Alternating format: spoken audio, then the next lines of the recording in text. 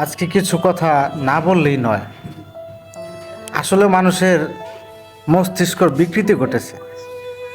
তা না হলে আমাদের মতো এরকম জঘন্যতম মুসলিম দাবি করা মানুষগুলো আসলেও মানে কি বলবো, এখন আর ভাষা খুঁজে পাচ্ছি না। কথা বুঝতে পারছেন তো?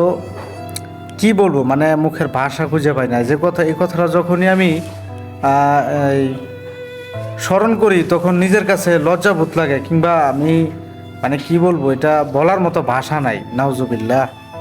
এই ভাইরাল আবুল সরকার কি বলে সব, মানে মানুষ কি মানে এই বুড়া হয়ে গেলে কি আসলে মানুষের সেন্স, কমন সেন্স বলতে কিছু থাকে না, তাই না? হ্যাঁ, ভাইরাল আবুল সরকার কি বললো? সে আল্লাহর কোনো কিছুই দেখে না। হ্যাঁ, এই গোয়া পুটকি মাথা, নাউজুবিল্লাহ।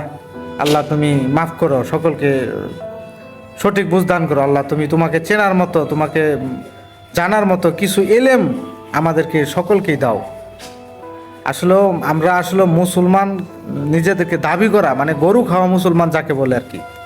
মানে কি বলবো, এইসব মুখে প্রকাশ করার মতো খুবই দুঃখজনক, ন্যাক্কারজনক কথা এগুলো। আসলে আমরা সকলেই এই ভিডিওর এই কথার তীব্র প্রতিবাদ জানাই। আমরা প্রত্যেকের জায়গা থেকে, প্রত্যেকটা স্থান থেকে আমরা তীব্র প্রতিবাদ জানাই। তীব্র প্রতিবাদ জানালে কি হবে, অন্তত অন্য কিছু না হোক, আপনি আপনার যখন বিবেকের ইমানের প্রশ্ন তুলবেন তখন আপনি নিজেকে কিছু বলতে পারবেন যে আমি আমার জায়গা থেকে আমার যতটুকু করা দরকার ছিল, আমার যতটুকু করার সামর্থ্য আছে আপনি করেছেন। বাকিটা আল্লাহর ইচ্ছা। আল্লাহ কাকে কখন কিভাবে কোন সময় আল্লাহ তাআলা কাকে কি করবে এটা একমাত্র আল্লাহ পাকই ভালো জানে। ঠিক আছে, তো চলুন আমরা সকলেই এই ভিডিওর এই কথার এই আবুল সরকারকে আমরা বয়কট করি। আর সর্বোপরি কথা হচ্ছে একটাই, যে আমরা ইমানি জায়গা থেকে কাউকে একটুকু ছাড় না দিই।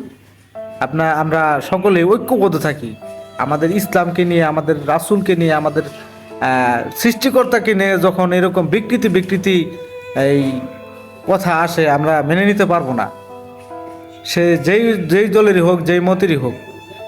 চলুন আমরা সকলেই তীব্র প্রতিবাদ করি। আর আল্লাহ তাআলা প্রত্যেকটা লোককেই সহি বুঝদান করুক। আমিন।